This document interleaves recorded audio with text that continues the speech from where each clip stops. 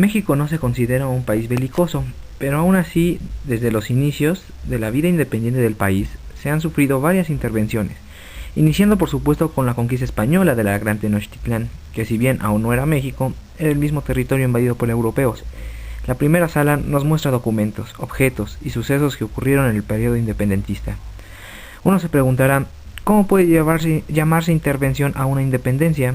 Pues bien, no precisamente se trata de una invasión extranjera, sino del inicio de México como Estado, es decir, tener un papel en el ámbito internacional, pero esto no sería sencillo y se vería en los siguientes 100 años. México iniciaba con un nuevo periodo histórico gracias a su independencia. Se necesitaba tener importancia y reconocimiento a nivel internacional, sobre todo frente a las grandes potencias como Inglaterra, Francia y obviamente España. Aunque México iniciaba como un país tratando de integrarse y sin espíritu imperialista, las intervenciones extranjeras no se hicieron esperar. La primera, para sorpresa de unos y predicho de otros, fue España, 8 años después de haber declarado México su independencia. Cabe aclarar que España no había reconocido a México como nación y trató de retomar lo que era suyo, cosa que no ocurrió y terminó reconociendo al fin la independencia del país.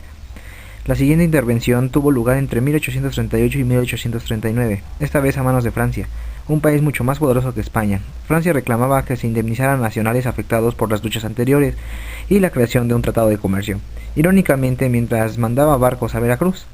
En mi opinión, una negociación cañonera. México perdió esta vez la batalla de Veracruz y tuvo que ceder ante las reclamaciones de Francia, mostrado en las salas 2 y 3. Eso es solo una ligera introducción de lo duro que sería ser un país independiente y quizás más duro aún ser vecino de Estados Unidos. Las siguientes dos secciones, creo cabe mencionar, son las más importantes del museo, o al menos las que más me llaman la atención, ya que las huellas y las heridas de esta intervención estadounidense han sido ha sido la que más ha marcado al país. Y bueno, el odio, o entre comillas odio, hacia los norteamericanos que aún se tiene desde México, se resalta a partir de esta intervención. Me refiero a la guerra de intervención de Estados Unidos entre 1846 y 1848, mostradas en la sala 4 y 5. Todo de inicio gracias al imperialismo estadounidense, que buscaba retomar territorios en el norte mexicano, tales como son California, Arizona, Utah, Nuevo México, entre otros estados, que al final de cuentas logró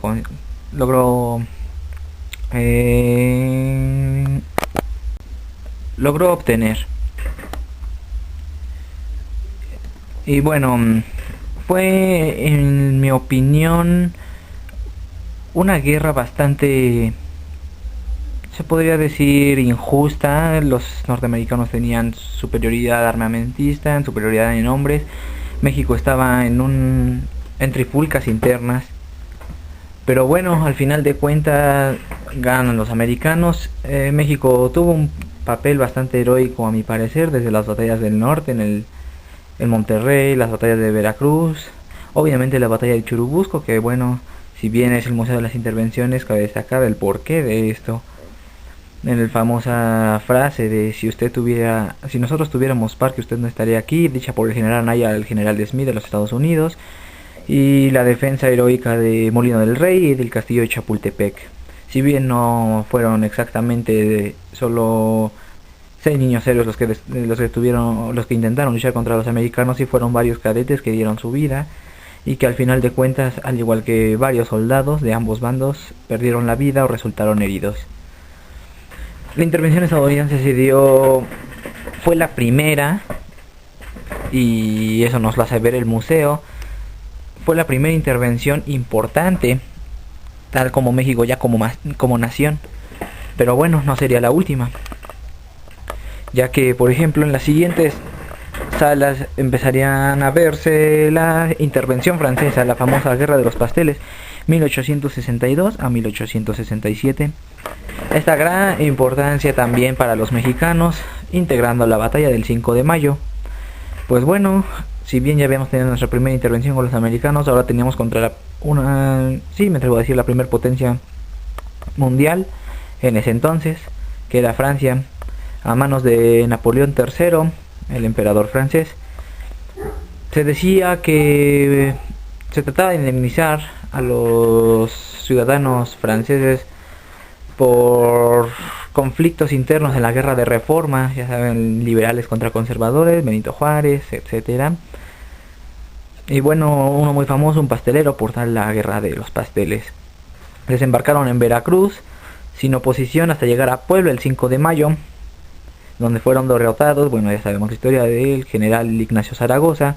Las armas nacionales se han cubierto de gloria. Sin embargo, esa victoria fue no preliminar, no fue decisiva, fue temporal. Un par de días los franceses retomaron su ofensiva y terminaron conquistando, y de nuevo una bandera extranjera terminó ondeando en Palacio Nacional. Pero bueno, en fin, no fue tan duro el golpe de perder contra una potencia mundial. Bueno, perder contra el mejor no siempre ha sido ridículo. Bueno, México ahí poco a poco iba aprendiendo. Si bien nunca hemos sido un país belicoso, como ya he dicho, se ha tratado de defender como lo que puedo, pero los propios conflictos internos han hecho que potencias exteriores se hayan aprovechado de México. Como vemos también el chamizal, el soconusco, no, bueno, Guatemala no se considera una potencia mundial. La siguiente sala, la sala de exvotos. Bueno, aquí, si bien no es algo histórico, es algo interesante ver pinturas y representaciones gráficas de lo que era en ese periodo, finales del siglo XIX, inicios del siglo XX. Ya Porfirio Díaz llegando al poder en 1880, no, 1876.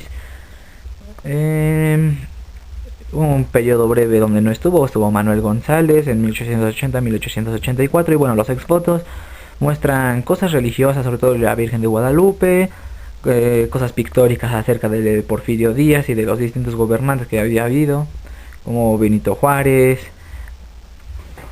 Sebastián Lerdo de Tejada y Manuel González. Una sala breve, de hecho solo una sala literalmente, no como otros que utilizan varios cuartos.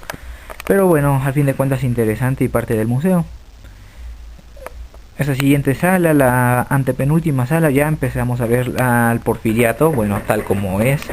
Si bien Porfirio Díaz se caracterizó por dar una buena representación en el exterior de México, tuvo no intervenciones, pero sí influencias del exterior, sobre todo de Francia. Si bien ya sabemos, varios monumentos arquitectónicos, muchas construcciones están basados en la arquitectura francesa. Porfirio Díaz duró en el poder casi 31 años, hasta que fue derrotado por Francisco I. Madero, sacado del poder por el plan de San Luis Potosí. Bueno, creo que esta sala es bastante interesante. Si bien nos lo han planteado desde la primaria, el periodo de la revolución, me atrevo a mencionar, es lo segundo que te marcan importante después de la independencia, con tantos personajes históricos, tantos sucesos históricos. Y bueno, Porfirio Díaz es un personaje bastante controversial. Muchos lo pueden llamar tirano, villano, otros los pueden llamar progresista.